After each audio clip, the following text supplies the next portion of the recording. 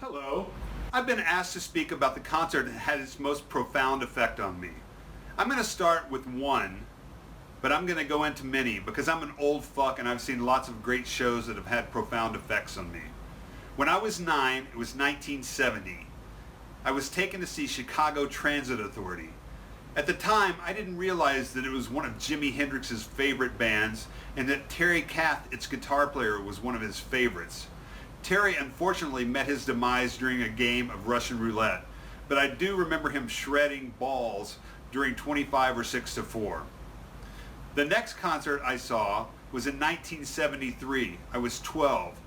My brother Steele and his friends took me to see Joe Walsh and Barnstorm opening for Focus, who had a great hit called Hocus Pocus. We had probably the worst house seats I've ever sat in. We were at the very last row of the top section, and it was still amazing. I remember Rocky Mountain Way had just come out, and Joe Walsh played it with a voice box. I'd never heard that before. I remember he was really funny, and the band was amazing, and I had a great time.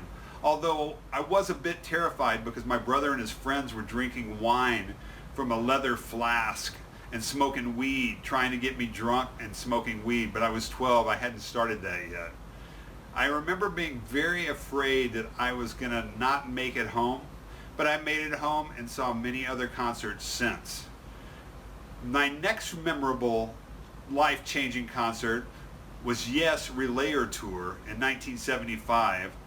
I was 14, and on the way there I was asked if I would like to take some LSD. I didn't really know what it was, so I decided yes, I would, because I'm going to see Yes, and that seemed to be a good answer. I remember watching things melt and having a great time, even though it is their darkest album, and it was really insane. I didn't do acid for a few more years after that because it was really strong and pretty crazy. The next concert that I really remember was Kiss at the Auditorium North Hall.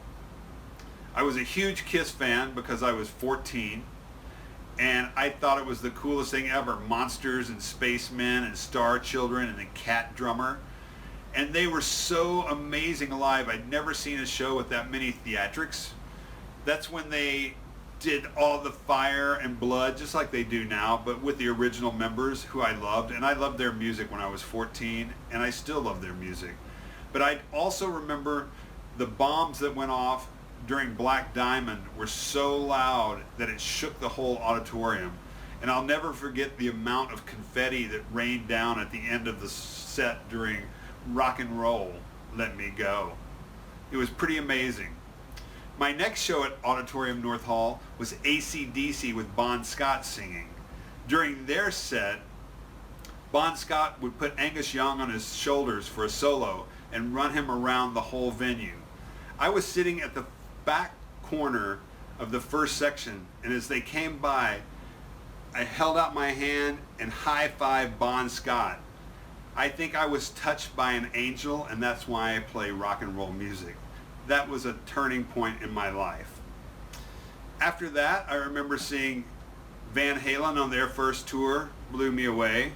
Then I saw Van Halen open for Black Sabbath, one of my favorite bands at the time, and still to this day, Black Sabbath. I'll never forget how great that show was. I remember during War Pigs, Geezer did the bass, boom, when he did a slide that turned my whole insides to jelly, something I'll carry with me till the day I die.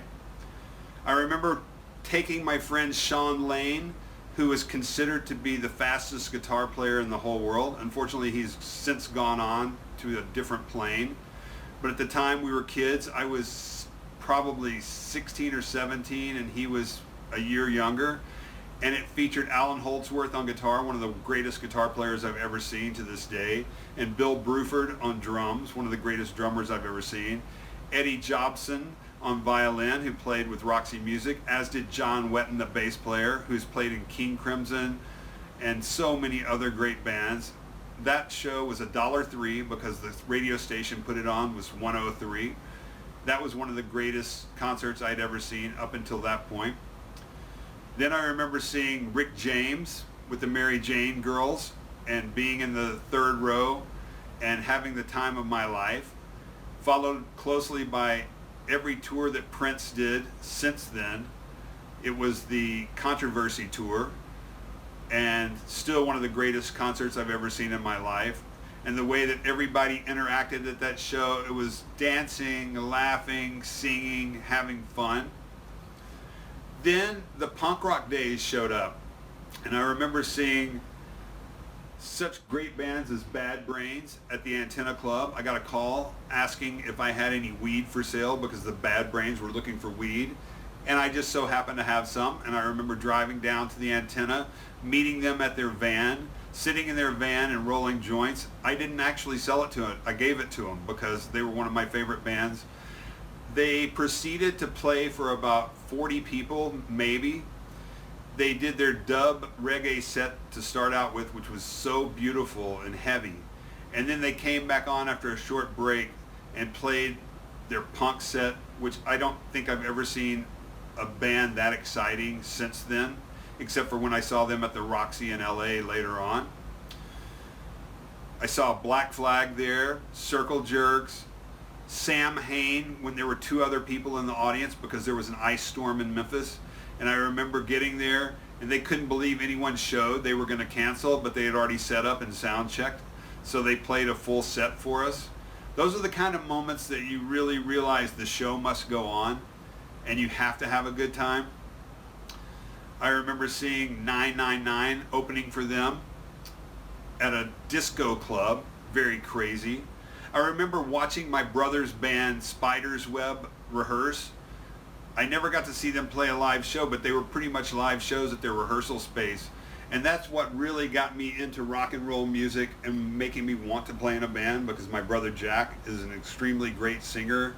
My uncle David was the keyboard player. Everybody in the band was amazing and they played all sorts of great music. I remember one day we decided to take LSD and drive to Atlanta from Memphis to see the Stranglers, our favorite band. And we didn't have tickets, it was sold out, but the guy that drove was English, my friend Mark. And he called the club and asked if he could speak to the band, and then kind of threw around a couple of names that they knew, and they invited us to the show as their guest, brought us backstage, made fun of us for tripping, and then smoked a lot of hash with us and gave us a lot of their cool merch. Still one of my favorite bands and the nicest people. That made a really great time for bonding. One of my other favorite shows was watching David Bowie. I remember going to see David Bowie in '78 on the stage tour, expecting to see Robert Fripp and Brian Eno, two of my very favorite musicians of all time, and was sad when everyone walked on stage and there was no Eno or Fripp until Adrian Belew started playing guitar, and that turned me in a whole new direction of seeing music played by someone I'd never heard of that's now one of my favorite guitar players, who I went to see later play with Talking Heads in one of their greatest shows. I remember seeing Iggy Pop play at a little place, Madison House, and completely blew the roof off of the place. I'd never seen anyone that intense, that hard rocking. I'd never sweated that much in my life. At the same club, I saw the Ramones.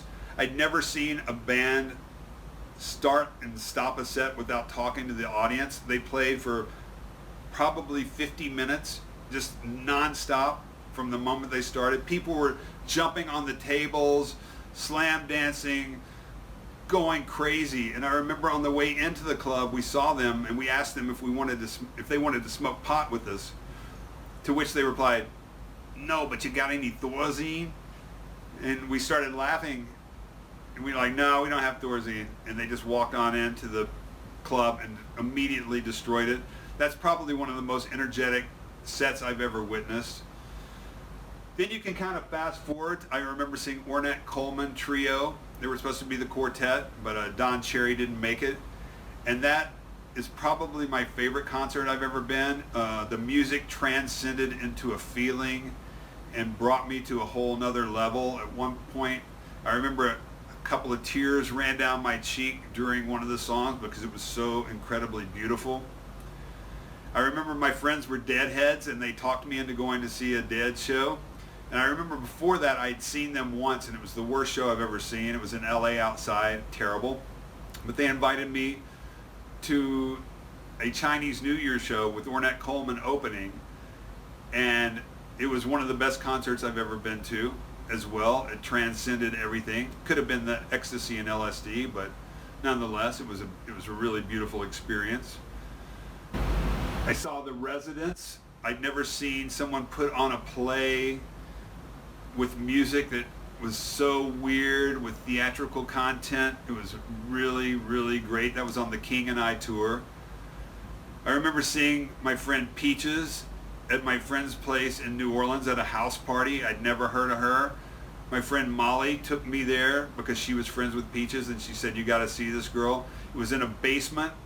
There were probably 200 people packed into a basement that holds 50, and it was sweaty and amazing. I'll never forget how she commanded the crowd.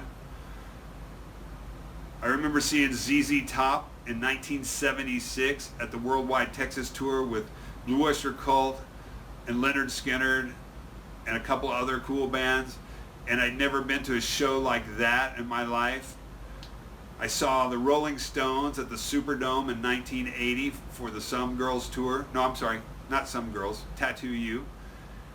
At the time, it was the largest indoor concert ever, 80,000 people inside the Superdome. That blew my mind. They were so good. Mick Jagger just never stops. I saw him a few years ago, and they're still on top of it. So I could go on, but I just wanted to start with all of those. If you ever meet me on the street, I'm happy to discuss any of this, but every concert has a profound effect on you one way or another. Live music is the most incredible thing we have. I'm glad you're at a show. I can't wait until we can have live shows down here. I want to wish everybody there well. Please enjoy yourselves. Let the music take you over. Dance, shake your ass, and have a great time. Scream and yell and have fun.